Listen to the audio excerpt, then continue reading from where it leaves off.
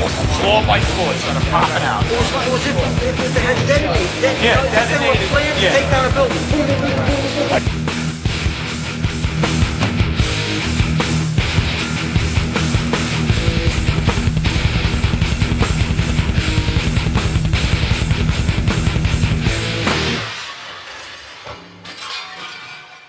There's a new poll out today that suggests that more than two-thirds of the American people believe that there's going to be another horrendous terrorist attack in the United States soon. Do you feel that way too?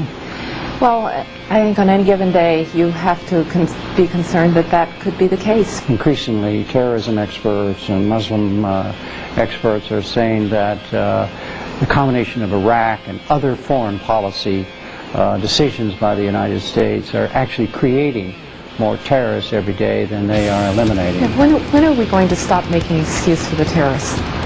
The terrorists on September 11th attacked the United States. We weren't in Iraq.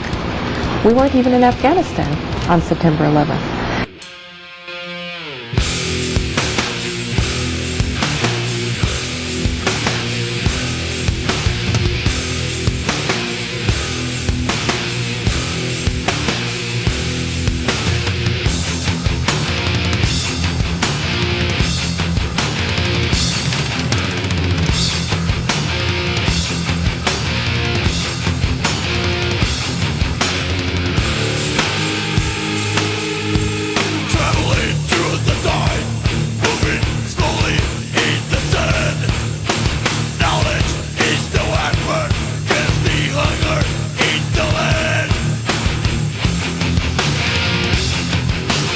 Go downstairs, the foreman tells me to go to remove the containers.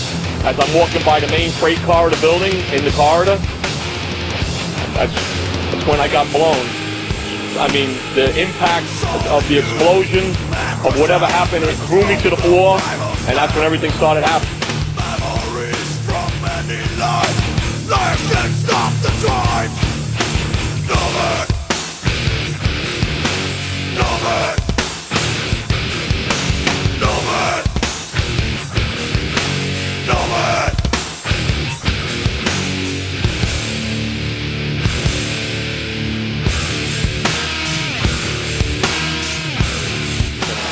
You have 210-story office buildings. You don't find a desk. You don't find a chair. You don't find a telephone, a computer. The biggest piece of a telephone I found was half of the keypad, and it was about this big. The building collapsed to dust. Brother is the son of rain, the blood that once unites. The building collapsed to dust. Wanna choose the way they die. Look inside their minds.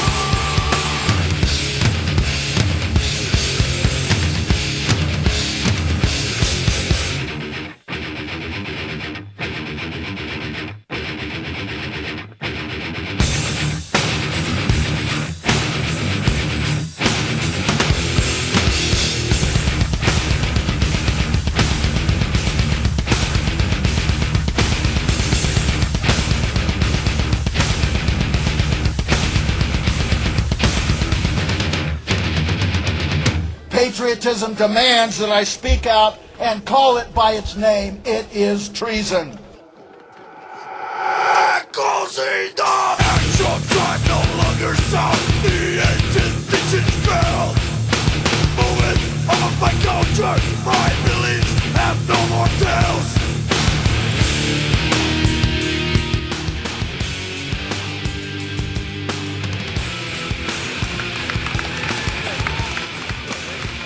About a month ago, it hit the internet like wildfire that a former Bush official by the name of Morgan Reynolds had published his statements regarding his views of 9/11 and his refutation of the official story, very powerfully and very much in detail.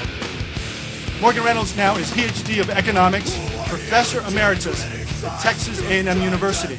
He's former director of Criminal Justice Center at the National Center for Policy Analysis. He also was chief economist under the U.S. Department of Labor from the year 2001 to 2002. Please welcome Mr. Morgan Reynolds.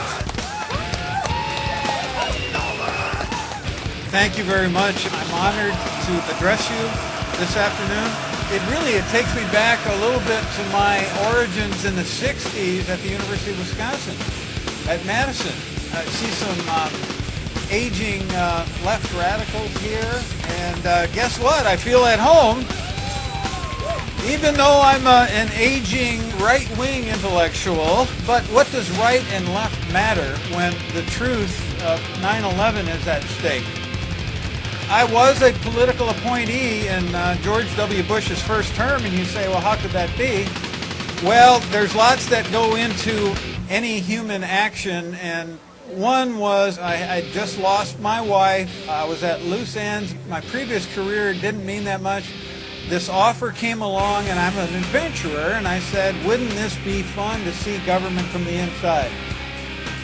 Well, 1 week after I started on the job, the gates of hell opened up, September 11th. And why did I go? I want to revisit this. I'm a very history-minded person, and let me kick the content off by referring to the election campaign of 2000, when George W. Bush made two promises. First, he would restore, quote, honor and integrity to the Oval Office, unquote.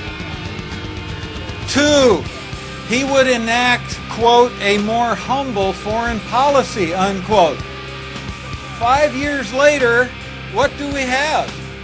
Lies, mass murder, and the most aggressive foreign policy, I guess, since Attila the Hun. I wouldn't trace it back further than him. Now, liars, chronic liars, big-time liars, don't have integrity. And let me borrow from the vast sweep of human experience. I go back to Ovid, the Roman poet, who coined the phrase, a pious fraud. Now, does that fit anybody right in the neighborhood? A pious fraud. Well, Ovid was banished to the Black Sea by his patron Augustus, who was the first Roman emperor, and the parallels start to build. The Roman Republic, the form of the Republic was sustained, but he was an emperor.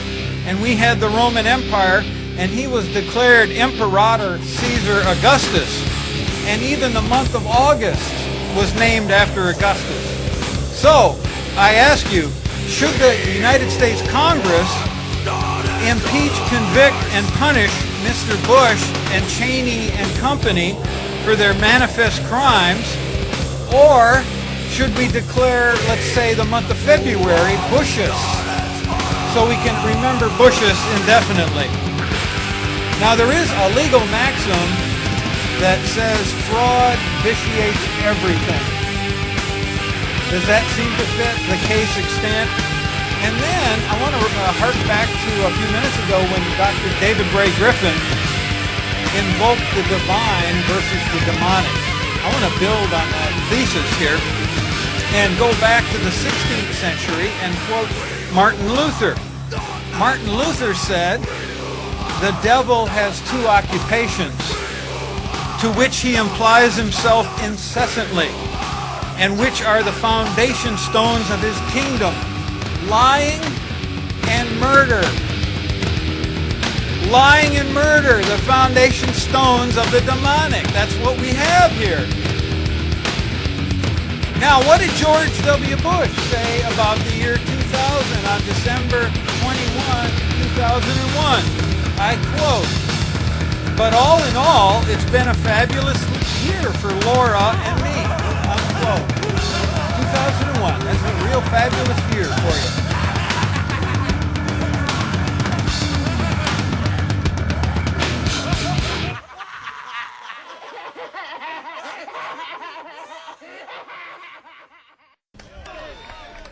Don't let anybody intimidate you into silence. It's time for all of us to speak truth to power.